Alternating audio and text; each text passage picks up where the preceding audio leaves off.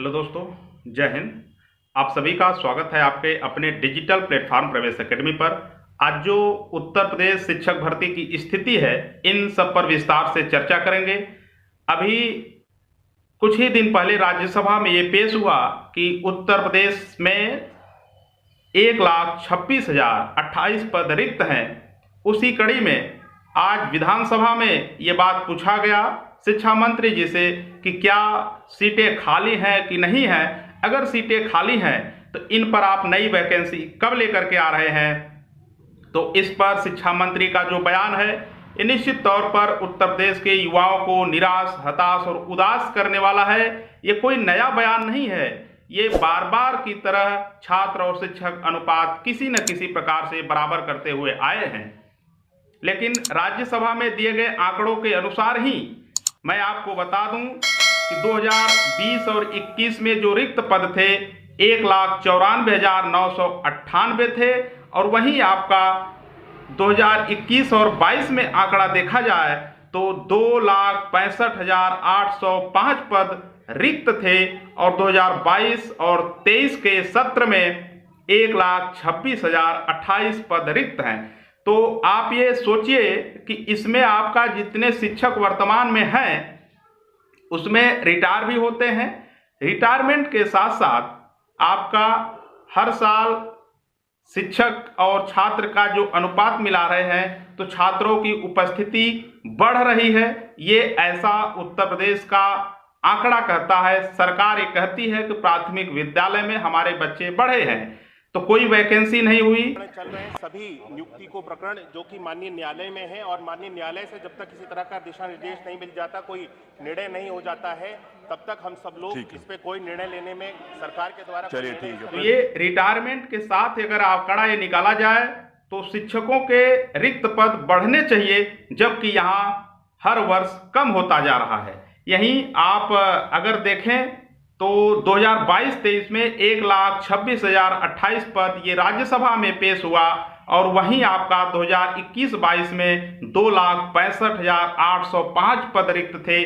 कोई वैकेंसी नहीं आई, फिर भी ये रिक्त पद कम हो गए। लगभग 1,39,000 सीटों को सरकार सीधे नए सिरे से खत्म कर देती है। वहीं प्राथमिक विद्यालयों में लगातार ये देखा जा रहा है कि विद्यार्थियों की संख्या घट रही है।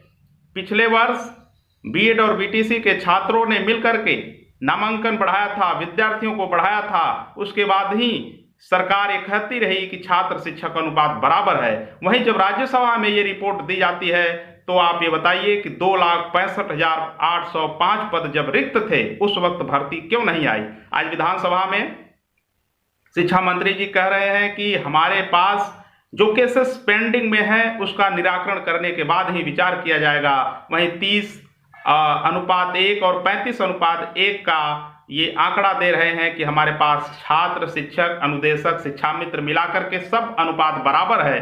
तो जब सब अनुपात बराबर है तो बीएड और बीटीसी करा करके छात्रों को धोखाधड़ी के माध्यम से उनको फंसाया क्यों जा रहा है। 5 वर्षों से बीएड और बीटीसी करके दर दर ठोकरे खाने वाले ये युवा सिर्फ आपके रैलियों में नारे लगाने के लिए हैं, सिर्फ आपके बातों को फालतू की बातों में उलझा करके आप जो रखे हैं, ये निश्चित रूप से युवाओं को इस पीढ़ी में आपके गंदी राजनीति की मानसिकता का शिकार हो रहे हैं। इनसे उनको उबारना है तो कैसे उबारेंगे।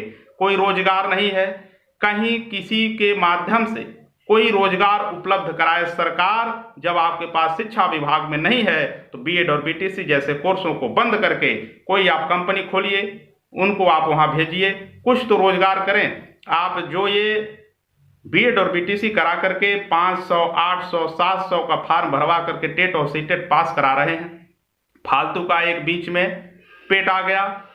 पेट के माध्यम से 40-40 लाख फॉर्म पड़ रहे हैं।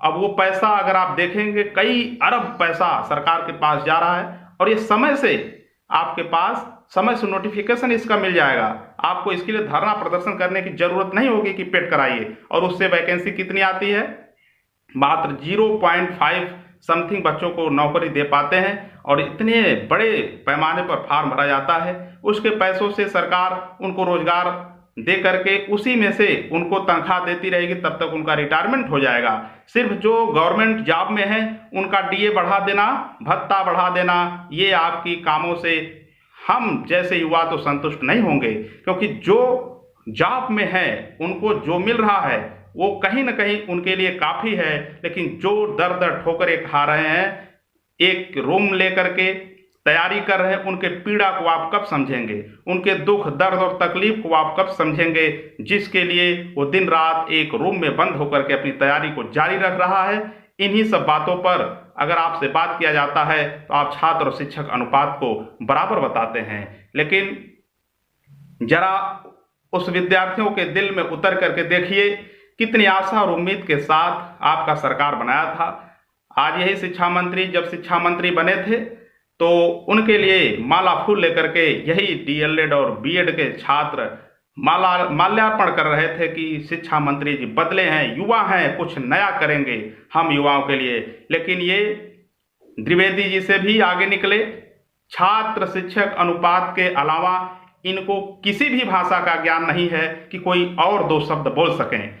सिर्फ छात्र और शिक्षक की अनुपात बराबर बता करके बैठ जाते हैं, लेकिन ये नहीं कहते हैं कि हम देंगे 2 महीने 4 महीने 6 महीने के बाद देंगे कि नहीं देंगे। सिर्फ केसेस पेंडिंग छात्र शिक्षक अनुपात। इसके अलावा भी भाषा होती है, इसके अलावा भी शब्द हैं हमारे देश में, उन शब्दों का भी प्रयोग आपको करना पड़ेगा। और जो विद्यार्थी आज बेरोजगार हैं, इनके रोजगार के लिए आपको आगे आना होगा। आप ऐसे नहीं भाग सकते।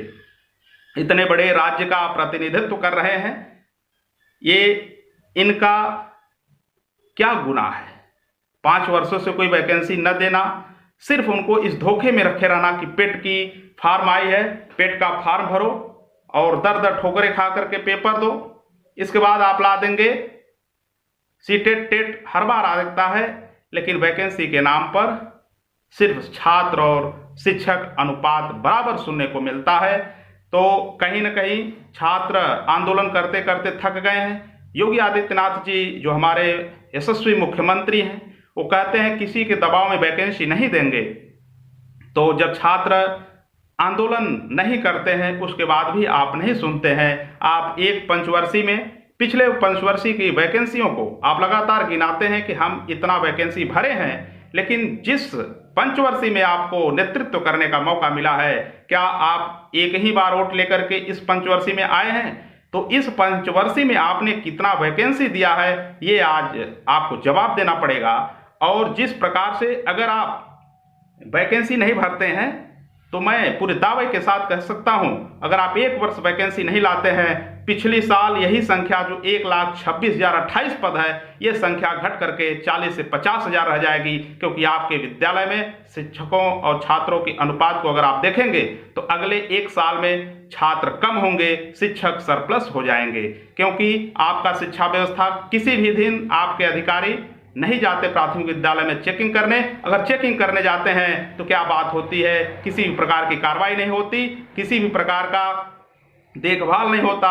अब आप इसमें हम खुल करके नहीं कहना चाहते हैं क्या सिस्टम है आपका, वो आप खुद समझिए, लेकिन जांच कराइए और अच्छे से शिक्षा व्यवस्था को तंदुरुस्त कराइए, अन्यथा 10 बच्चे भी नहीं रहेंगे। और जितने शिक्षक आज सुपर टेट पास करके जा रहे हैं, मैं मानता हूं काबिल हैं, लेकिन अपनी काबिलियत का पूरा उपयोग बच्चों के बीच में करिए, जिससे उनको कुछ सीख मिले। उनके घर और परिवार के साथ साथ और बच्चे जुड़े प्राथमिक विद्यालय से, बच्चे रहेंगे तभी आपके घर की रोटियां चलेंगी। अन्यथा ये बच्चे कम होंगे तो आपके ऊपर भी खतरा मंडराएगा। जिस प्रकार से नई वैकेंसी पर खतरा आज दिख रहा है, उसी प्रकार से आप नौकरी भले ही पा गए हों, लेकिन जब बच्चे नहीं रहेंगे, विद्यालय में ताला लगेगा, तो आपको भी इसका इल्जाम मिलेगा।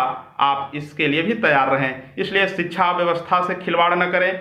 जो दायित्व आपको मिला है, 60 से 70 हजार सैलरी लेने वाले सिर्फ कुर्सी तोड़ने के लिए, मोबाइल चलाने के लिए आपको नौकरी नहीं मिला है। ये भी आपको तय करना पड़ेगा कि किस प्रकार से आपको शिक्षा व्यवस्था को तंदुरुस्त करना है, ताकि आगे आने वाले भविष्य को संवारा जा सके। तो किसी न किसी प्रकार से वैकेंसी जो 1,26,000 है, बहुत ही जल्द आ जानी चाहिए। अन्यथा 4 से 6 महीने बीतने के बाद दूसरा रिपोर्ट आएगा और जब बच्चे और कम हो जाएंगे अगले सत्र में, तो निश्चित तौर पर आपको 35 से 40 हजार सीट बचेंगी, उस पर भी वैकेंसी नहीं भरी जाएगी। इसलिए वैकेंसी किस प्रकार से आए, अगली रणनीति बनाई जाएगी और उस रणनीति के तहत आपको साझा की जाएगी।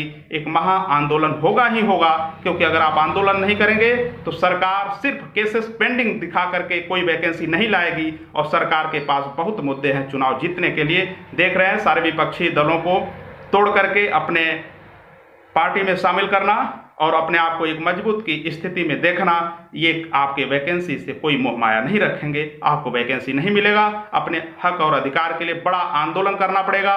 कुछ लोग कहते हैं कि आंदोलन बहुत हुए, भर्ती नहीं आई, लेकिन उसकी सच्चाई ये है कि आप लोग धरना प्रदर्शन हो, आंदोलन हो, उसमें आप भाग नहीं लेते हैं, अधिक संख्या बल लेकर उपस्थित नहीं होते हैं, जिसका परिणाम यह रहता है कि वहां पर निराशाजनक स्थिति में पाकर के खुद धरना प्रदर्शन समाप्त करना पड़ता है, जिसका परिणाम यह है कि कोई निष्कर्ष अब तक नहीं निकला, कोई वैकेंसी नहीं मिली। जिस दिन आप अटल मन से धरना प्रदर्शन में शामिल हो जाएंगे उसी दिन आपको भर्ती देखने को मिल जाएगी। अगर जल्द से जल्द आप भर्ती नहीं निकलवा लेते हैं तो अगले साल छात्रों की संख्या निश्चित रूप से कम होगी और आपका ये जो रिक्त पद है 1,26,000 घट करके मात्र 40,000 रह जाएगी, फिर आपको वैकेंसी नहीं मिलेगी। तो दोस्तों, अगली रणनीति कब है, प्रदर्शन किया जाएगा, कब आंदोलन किया जाएगा, ये सब आपको शेयर किया जाएगा। चैनल से जुड़े रहें। मिलते हैं नेक्स्ट वीडियो में नई अपडेट के साथ। जय हिंद।